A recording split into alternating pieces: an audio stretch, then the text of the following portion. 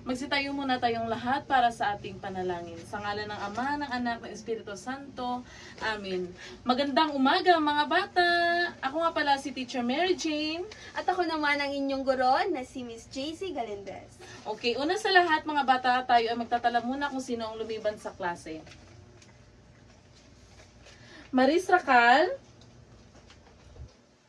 JC Galindez, Rian May Pabila, Present po. Daniel Padilla, Oscar Ronante.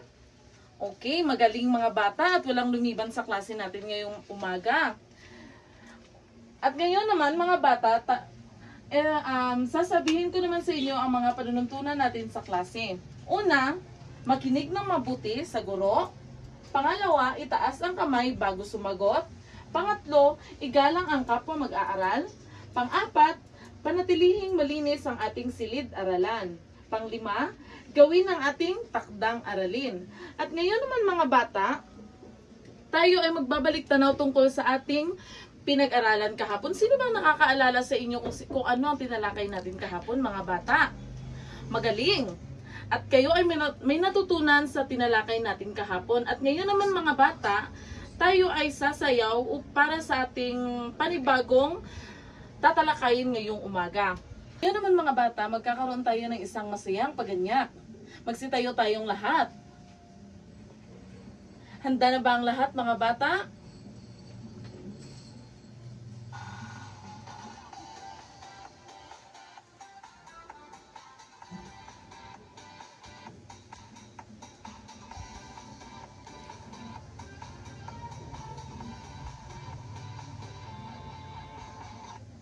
Magaling! Nasiyahan ba ang lahat sa ating munting paganyak? Ngayon naman mga bata, sa puntong ito, magkakaroon tayo ng isang aktibidad. Ngayon naman mga bata, magkakaroon tayo ng isang munting aktibidad na pamamamagatan nating ako'y katiwala ng kalikasan. Hahatiin ko kayo sa 4 na grupo at bawat grupo ay maglilista ng limang paraan ng tamang pangangalaga ng puno at halaman at bawat grupo magkakaroon at pipili ng isang miyembro upang magpresenta sa harapan ng kanilang gawa. Tapos na ba ang lahat mga bata? Magaling! Ngayon naman ay nalaman na ninyo at may paraan na kayo kung paano mag-alaga ng mga punong halaman. Napakaganda ng mga halimbawa ninyong ipinapakita at sa paraan nito ay nalaman ninyo kung paano nga ba ang tamang pag-aalaga o tamang paraan ng pag-aalaga ng mga puno at halaman sa ating bakuran mga bata. Ngayon naman, sa pakiramdam nyo ba ay maganda ba ang lilim o ang silong ng paligid kapag nagkaroon tayo ng maraming puno, halaman at mga damo na tanim sa paligid ng ating bahay? Ngayon naman mga bata, ay ang ating layunin sa ating aralin ngayon ay una, na iisa-isa ang mga sariling gawi sa pangangalaga sa mga puno at halaman. Pangalawa, ipinapaliwanag na ang mga sariling gawi sa pangangalaga sa mga puno at halaman ay dapat linangin sa bawat bata bilang bahagi ng kanyang kalinisan at maayos, pagpamanatiling ligtas, pagiging katiwala sa ating kapaligiran. Pangatlo, na isa sa kilos ang may kagalingan ang mga sariling gawi sa pangangalaga sa mga puno at halaman sa pamamagitan ng pangkatang gawain. At ang titulo ng ating topic ngayong hapon ay mga sariling gawi sa pangangalaga sa mga puno at halaman. Ngayon naman mga bata, ibabahagi ko sa inyo kung paano ang tamang pag-aalaga sa ating mga puno sa ating paligid. Una, huwag putulin ang mga puno nang walang pahintulot dahil mahalaga ang mga puno sa pagbibigay ng lilim, oxygen at proteksyon laban sa baha.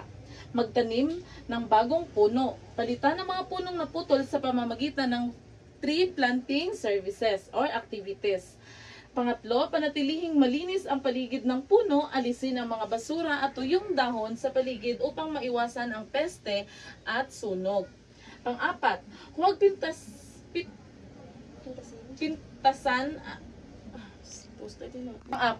huwag pitasin o sirain ang mga sanga ng dahon dahil mahalaga ang bawat bahagi ng puno sa kalusugan nito. Panglima, iwasan ang pagsunog ng basura malapit sa puno dahil nakakasira ito sa ugat at sa lupa na tinatamnan ng puno. At ngayon naman mga bata, ibabahagi ko naman sa inyo ang kung paano aalagaan ang ating mga halaman sa ating paligid. Una, regular na pagdidilig. Dahil siguraduhin na angkop ang dami ng tubig ayon sa uri ng halaman. Pangalawa, paglalagay ng compost o natural na pataba. Dahil pinapanatili nitong mayaman ang lupa at malusog ang halaman. Pangatlo, pag-aalis ng damo o weeding. Dahil iniiwasan nito ang kompetisyon ng sustansya sa lupa. Pang-apat, paglalagay ng panangga laban sa piyeste. Gumamit ng organikong pestisido kung maaari. Panglima, paglalagay sa tamang lugar.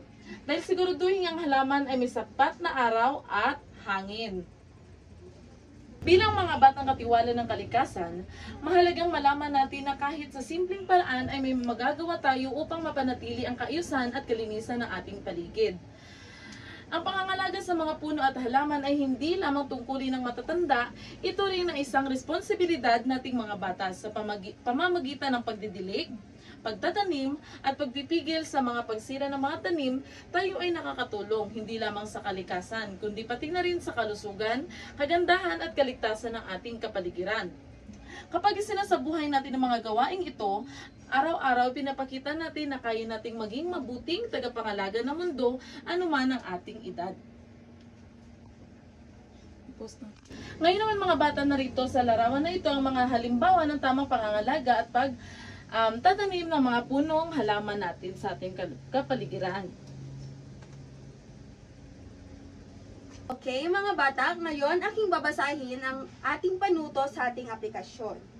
Isulat ang tama kung wasto ang isinasaad ng pahayag at mali kung hindi.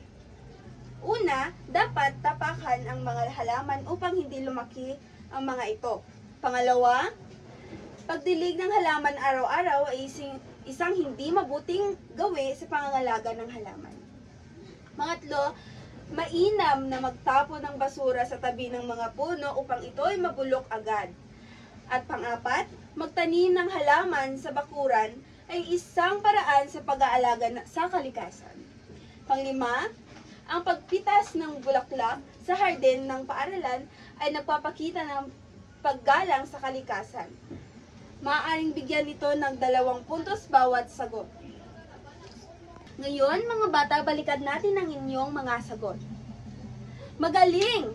At lahat kayo ay nakakuha ng tamang sagot. Ngayon, maaari ko kayong bigyan ng 2 puntos bawat sa inyong sagot.